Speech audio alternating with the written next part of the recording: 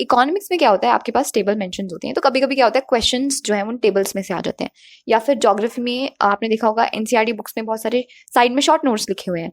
तो So hello everyone, welcome back to the channel. This is Anvesha. I hope you all are doing good and I am also fine. So today's video is about how I got a 99 in my social science intense board so you can get 100 in it. So first of all, let me clear the myth that getting a 99 or a 100 or a 98 in your social science is not a very big deal.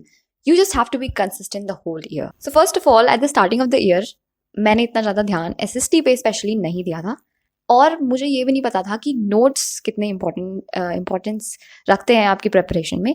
So I bought a Udaan batch and it was PW's batch. Udaan batch मैंने खरीदा था, but what I did, I was also joined in an offline coaching, so I can not continue the Udaan batch at that moment. And मैं offline coaching जा रही थी, offline coaching की सारी चीज़ें कर रही थी, but the offline coaching was mainly of my physics and science and maths.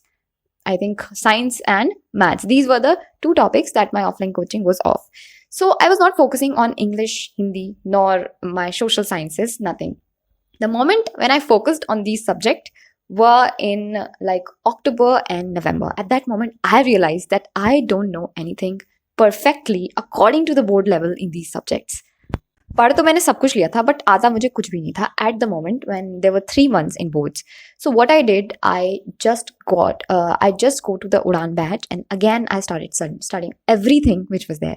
Everything literally मैंने हर एक lecture दोबारा से किया and at the moment I also made the short notes at that particular time. The reason why I didn't did it from YouTube or any other animated videos which were on YouTube because वहाँ पे बहुत ज़्यादा distractions होते हैं, इस वजह से I didn't like jump to the YouTube. But yes, क्योंकि मेरे पास उड़ान बैच था तो मैं वहाँ से प्रिपेयर करने लगी दोबारा से. बट ऐसा नहीं है, अगर आप लोग YouTube से भी प्रिपेयर करना चाहते हैं, जो कि बहुत लोग करते हैं, that is totally fine until you get distracted because that's not, anybody can control. It's a kind of distraction also when it comes to the YouTube. So let's come to how you can prepare. First of all, जो पूरा syllabus आपका होता है, like every NCERT book, there are 4 books, okay?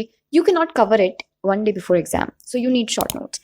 सबसे ज़्यादा important होते हैं कि सारे चैप्टर्स पढ़ने के बाद आपके पास कुछ क्रिप्स नोट हो जिनको आप बाद में पढ़ के अपने एग्जाम देने जा सकते हो. तो सबसे पहली गलती जो मैंने करी थी वो है कि नोट्स ना बनाना और सिर्फ लेक्चर देख के उसे छोड़ देना और कुछ दिनों बाद भूल जाना. This is the first mistake I did. So first of all you have to make notes, और ऐसे नोट्स आपके होने चाहिए जिसमें you mention every topic in point wise, ताकि आपको आंसर राइटिंग में भी हेल्प मिले. बिकॉज कभी कभी क्या होता है, हम अपने नोट्स में भी पैराग्राफ्स लिख देते हैं और ऐसे पैराग्राफ्स लिख देते हैं शायद वो NCERT से ही छपे हुए हों पूरे डायरेक्टली. तो उस वजह से क्या होता है, हम NCERT पढ़े या नोट्स पढ़े, उसमें कोई ज़्यादा फ़ायदा हमें दिखता नहीं है. तो आपके नोट्स में भी आपको पॉइंट वाइज ही चीज़ों को लिखना है, ताकि आप जब उनको रिवाइज करें और आप जब आंसर राइटिंग के लिए उस टॉपिक को दोबारा रिवाइज करने जाएंगे तो आपको आंसर राइटिंग भी उसी फॉर्म में करनी है जिस फॉर्म में आपने अपने नोट्स को बनाया. आई नो SST बहुत बोरिंग लगता है बहुत लोगों को, मुझे भी लगता था, बिकॉज डेट्स रिवाइज करना, किसने कब कौन सी लड़ाई लड़ी, क्या था.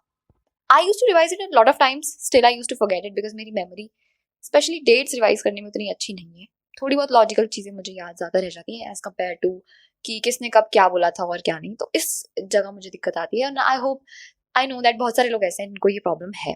तो सबसे ज़्यादा इम्पोर्टेंट आपके लिए, आप लोगों के लिए जिनको ये दिक्कत है लर्निंग की, डेट्स ठीक है, डेट्स आपको करनी चाहिए याद, लेकिन डेट्स से ज़्यादा पहले मैं बोलूँगी कि आप अच्छे marks, you can do it with the maps also. अगर आप मैप को भी पढ़ के चले जाएंगे देन आपके मार्क्स भी अच्छे आ सकते हैं. तो सबसे पहले आपको मैप के लिए प्रिपेयर करना है इंस्टेड ऑफ डेट्स, अगर आपकी लर्निंग उतनी अच्छी नहीं है. Now let's come to the reference book. क्या हमें रेफरेंस बुक लेनी चाहिए?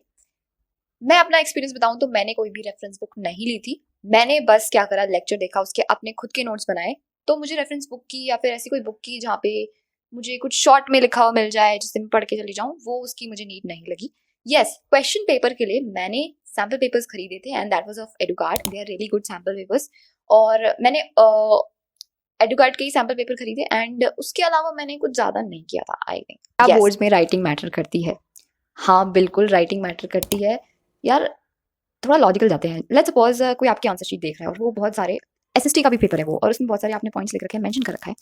तो 2 कॉपीज को कंपेयर करते हैं. सबसे पहले की आप खुद इमेजिन करो कि आप खुद ही टीचर हैं। तो एक कॉपी पे क्या हो रहा है कि आपने देखा है कि यार जैसे आपने कॉपी खोली, there is a neatly written answers, they are in points. Okay, हर एक आंसर के बाद एक लाइन छुटी हुई है, प्रॉपर स्पेस है, पता लग रहा है कि ये फर्स्ट आंसर है, this is second answer, this is third answer.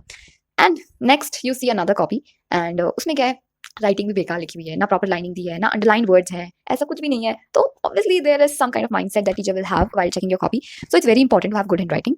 और अगर आपकी गुड हैंडराइटिंग नहीं भी है तो आप प्लीज इंश्योर करें कि आप नीटली जरूर लिखें बोर्ड्स में।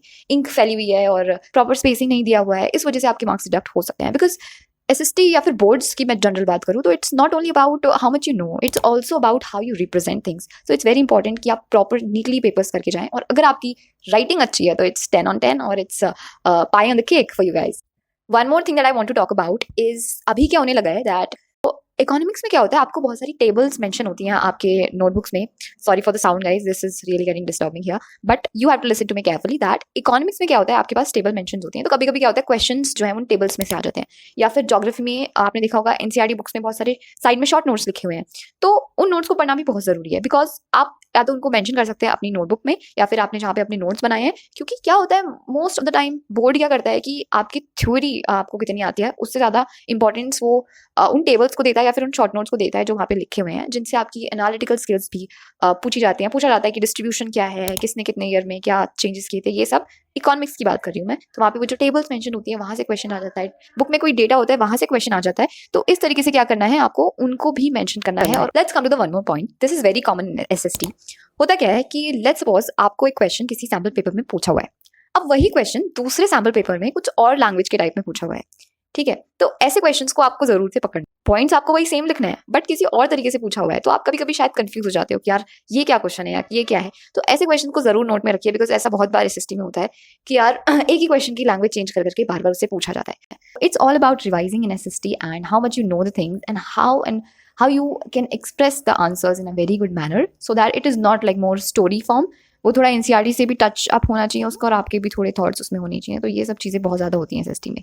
So the one who is good in English will always have a benefit, क्योंकि अगर आप इंग्लिश में अच्छे हो तो हो सकता है कि आप एसएसटी में भी अच्छा परफॉर्म करोगे, बिकॉज आपको आंसर राइटिंग बहुत अच्छे से आ सकता है। एंड इसी पे फोकस ज़्यादा आपको करना है कि आंसर्स आप किस तरीके से एक्सप्रेस करोगे, बिकॉज वो ज़्यादा इंपॉर्टेंट होता है एसएसटी में।